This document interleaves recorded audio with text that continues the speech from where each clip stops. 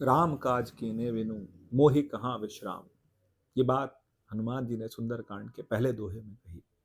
और ये बात कही मैनाक पर्वत को, जिन्हें प्रेरित किया था समुद्र देव ने कि जा करके हनुमान जी की परीक्षा लीजिए, क्योंकि मैनाक पर्वत स्वर्ण का था। अब कई महान संत ये मानते हैं कि ये कहा जाता है कि मैनाक पर्वत, जिसको हम सोना कहते हैं, अब सोना मतलब दो चीज़ें हैं, या तो विश्राम ले लो और या फिर स्वर्ण की बात है।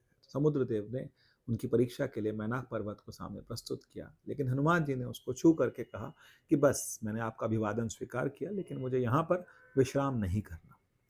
एक बात और निकल के आती है, कई ऐसी कहानियां भी मिलती हैं कि जिसमें कहा जाता है कि पहले ये पर्वत होते थे, ये उड़ सकते थे, और ये जो उड़ने वाले पर्वत होते थे, इनको इंद्रदेव ने एक जगह पर स्थिर करवाया, क्योंकि ये पर्वत जब उड़ते थे तो उसकी वजह से जीवों की गतिविधियों में विघ्न पैदा होता था, कई बार जीव मर जाते थे। तो ऐसे में सभी पर्वतों को एक जगह, सब जगह पर सुनिश्चित कर दिया, लेकिन एक पर्वत जो कि मैनाक पर्वत था, जो कि उड़ सकता था, और उसको वायुदेव अपने साथ ले गए थे, क्योंकि वायुदेव का मित्र था। और वायुदेव के पुत्र जो थे वो हनुमान जी थे।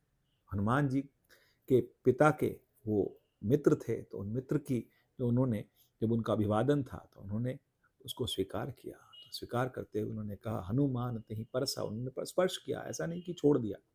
तही परसा पुनि कीन प्रणाम, फिर प्रणाम किया। और उसके बाद राम काज कीने बिनु मोहि कहाँ विश्राम। कि ये तो छोटी छोटी बातें हैं हनुमान जी के सामने, ये परीक्षाएं, क्योंकि बहुत बड़ी बड़ी परीक्षाएं हनुमान जी के सामने आई, लेकिन हनुमान जी कहीं टस से मस नहीं हुए, और उन्होंने भगवान श्री राम के काम को सर्वोपरि समझा।